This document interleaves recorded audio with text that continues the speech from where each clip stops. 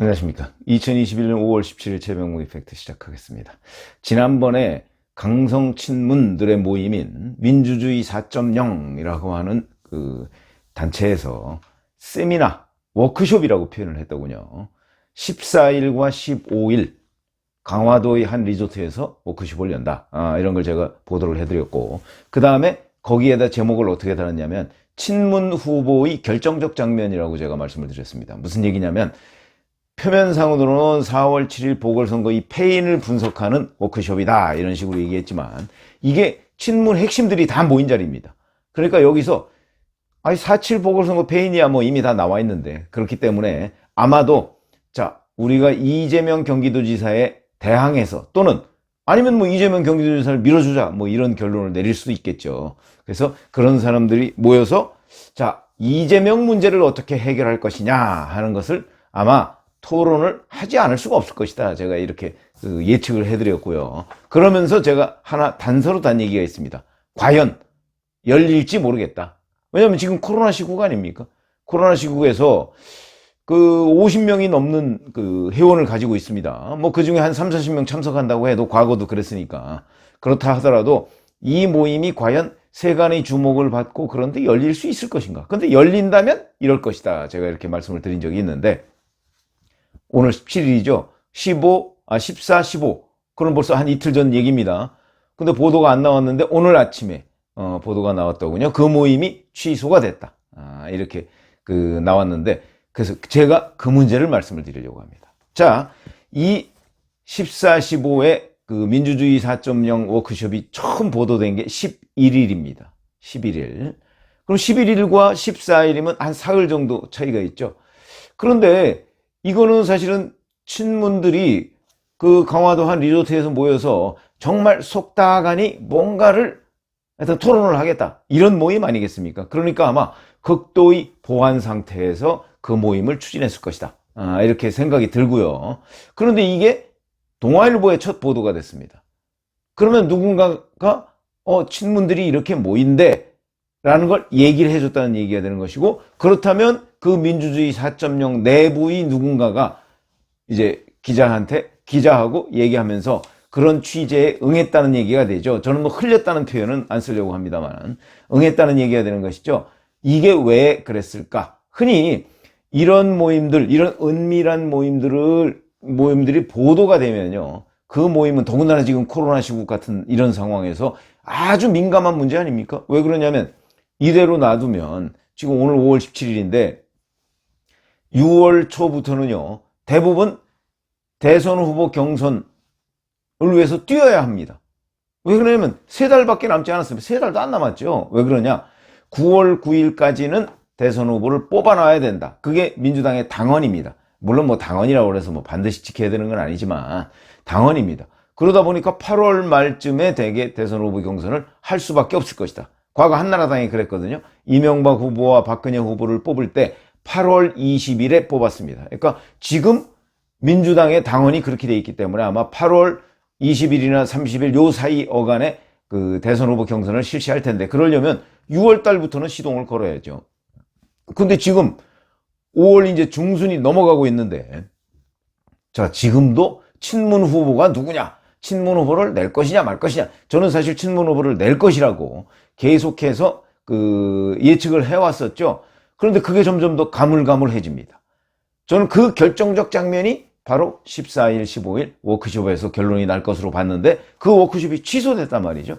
그런데 그 취소는 누군가 아마도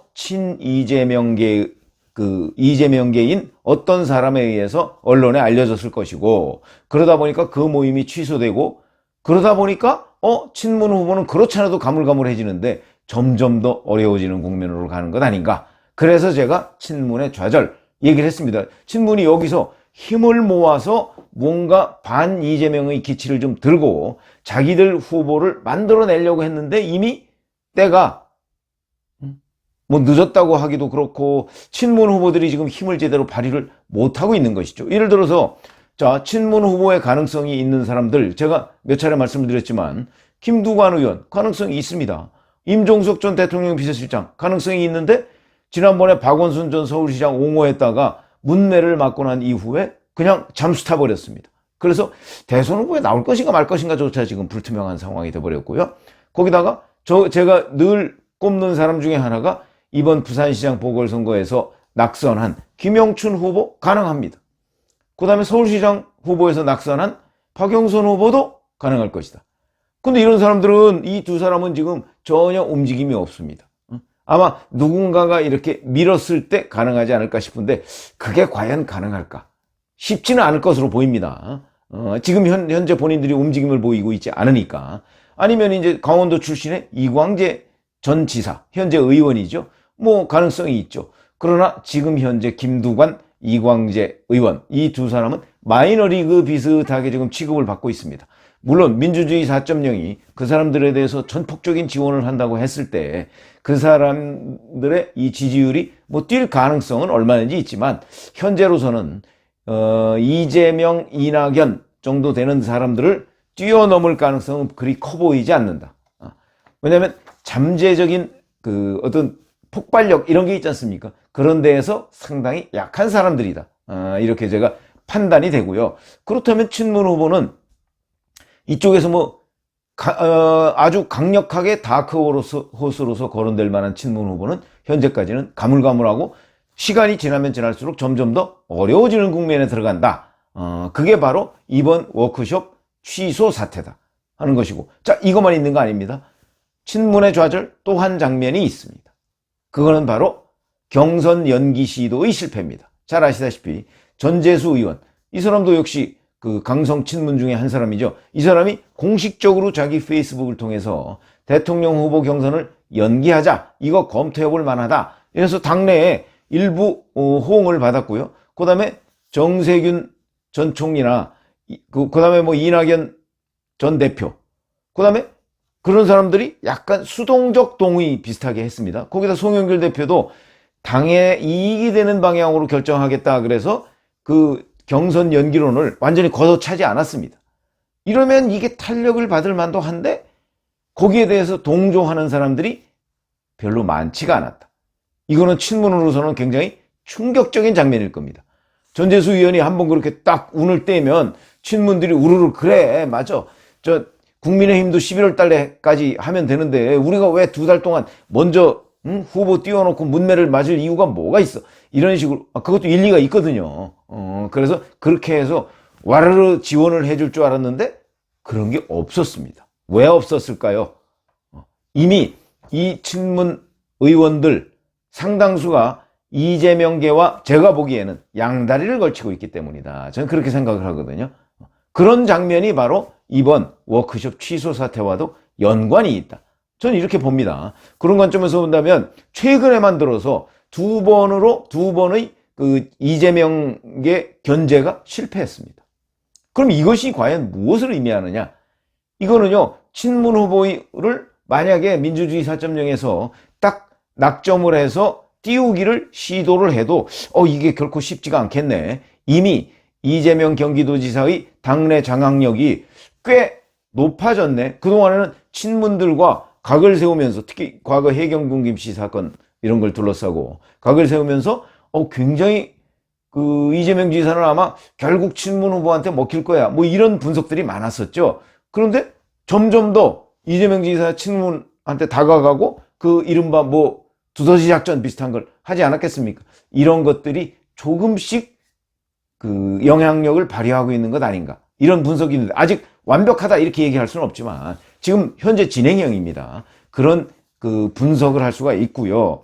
그런 과정에서, 그러니까 제가 이거는 정치적으로 보면 친문들이 쿠데타를 시도했는데 2번 다 실패한 쿠데타가 됐다, 이런 의미로 보이고, 그러다 보니까 오늘 경향신문에 보니까 이런 기사가 나왔더군요.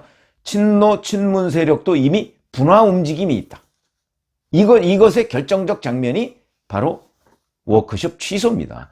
친문, 이 민주주의 4.0은요, 작년 11월 달에 결성이 돼서 올해 1월 달에 첫 세미나를 했고요. 그때는 전부 세미나라고 했습니다. 이거는 뭐 거의 공개적으로 합니다. 그리고 2회, 3회 뭐 이렇게 해서 3월 17일 날 5회 세미나까지 했습니다. 이게 뭐 한미 의원 외교, 그 다음에 주택정책, 뭐 코로나 대책, 뭐 이런 걸 해서 의원회관 같은 데서 세미나를 했는데, 그건 세미나고 이번에는 워크숍이라고. 그것도 강화도의 한 리조트에서 워크숍이라고. 강화도가 어디죠? 문재인 대통령의 부인 김정숙 여사의 고향이죠. 여러 가지 의미가 있는 겁니다. 그런데 그 모임이 취소됐다. 더군다나 이거는 세미나도 아니고 워크숍이었는데, 그리고 지금 시점상 친문 후보를 어떻게 할 것인가 하는 걸 논의할 시점이었는데 그 모임이 취소가 됐다. 이렇게 보면 이거는 친문들이 모여서 뭔가 반 이재명의 기치를 올리려고 했는데 그게 좌절됐다 하는 것을 의미한다. 정치적으로는 그렇게 해석할 수 있다. 이렇게 보시면 되고요. 그러다 보니까 경향신문이 친노, 친문도 세력 분화 움직임이 보인다 그러면서 그 근거로 첫 번째 든 것이 이해찬 전 대표입니다.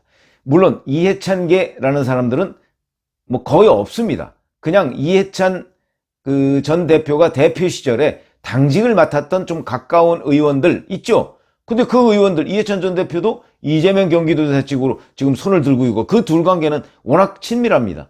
그런데 과거 이해찬계라고 얘기할 수 있는 조정식 의원, 이해식 의원, 김성한 의원, 이런 사람들이 그 이재명 지사가 전국 조직을 지난 12일에 만들었죠.